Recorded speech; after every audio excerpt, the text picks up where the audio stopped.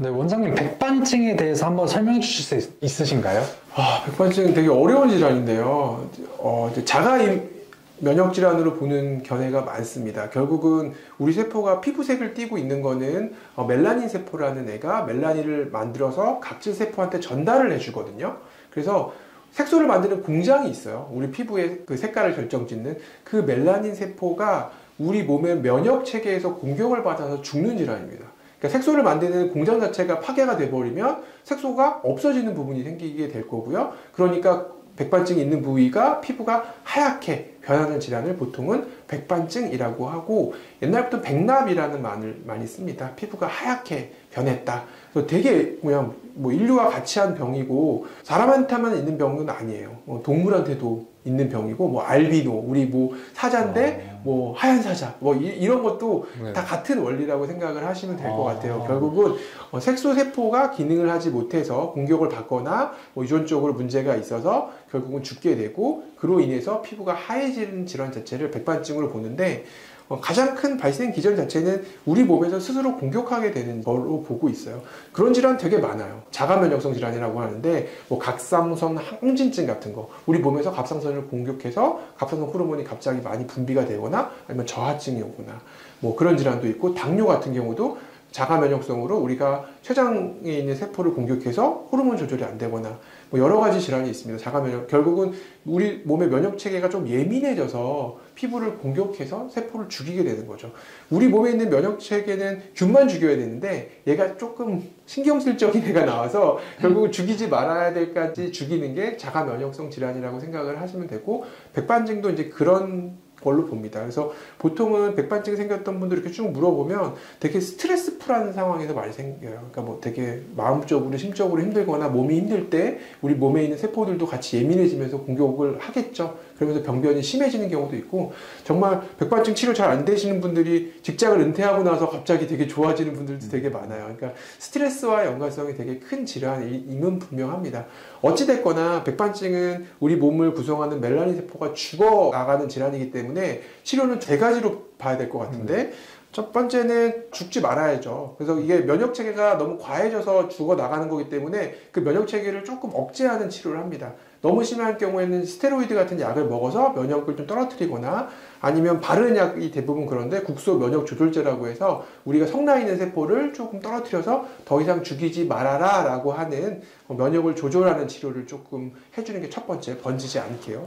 두 번째는 어찌됐거나 하얘졌으니까 색소 세포를 다시 일깨우거나 치료를 해줘야겠죠. 그래서 보통은 엑시머나 광선치료라고 하는 것들이 거기 남아있는 그런 색소세포, 멜라닌 세포들을 빛을 쬐서 살아나게 합니다. 우리가 보통 햇볕을 보거나 이러면 얼굴이 까매지게 타는 게 자외선에 의한 자극으로 멜라닌 세포의 활성도가 올라가서 그렇거든요. 그거를 치료에 이용한 게 엑시머 레이저 자외선 치료라고 하는 거고요. 치료용 자외선이나 치료용 레이저를 만들어서 빛을 조사하는 거죠. 레이저를 조사해서 멜라닌 세포를 자극을 하고 그 멜라닌 세포가 다시 깨어나서 색소를 만들게 하는 치료들이 대부분 광선 치료, 자외선 치료, 엑시머 레이저 치료라고 생각을 하시면 됩니다. 마지막 치료는 수술적 치료법이 있는데요.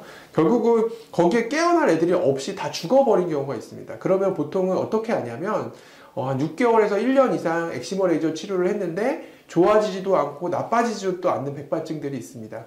나빠지고 있으면 어차피 이식해도 다 죽어요. 그러니까 저는 환자분들한테 설명할 때 전쟁통이나 산불이 났는데 거기다 나무를 심어봤자 의미가 없다라고 설명을 해요. 결국은 우리가 산이 황폐화되고 거기서 자라날 나무나 식물이 없다라고 하면 결국은 나무를 심어줘야 되지만, 산불이 끝나고 전쟁이 끝나고, 그래서 그걸 언제 확인하냐면 엑시머 레이저를 6개월, 1년 동안 치료를 해보면 번지지도 않는데 좋아지지도 않으면 거기서 자라날 새싹도 없고 공격하는 애들도 없다는 거죠. 그러면 안정화된 백반증이 되거든요. 그게 보통 6개월에서 1년 정도인데, 근데 그런 경우에는 결국은 계속 치료하는 게 무의미하니까 치료를 종결하거나 아니면은 건강한 세포, 다른 우리 몸에 있는 멜라닌 세포를 갖다가 심어주는 수술을 하게 됩니다. 그런 것들이 대부분 표피 이식이나 진피층 이식, 이런 부분 진피층 이식이라고 해서 수술적인 치료를 하게 되고요. 수술을 하면 걔가 거기서 살게 되니까 다시 또 엑시머 치료를 해서 다시 멜라닌 세포를 만들어주는데, 그게 부위마다 좀 달라요. 뭐 얼굴 부위는 치료 반응이 좋고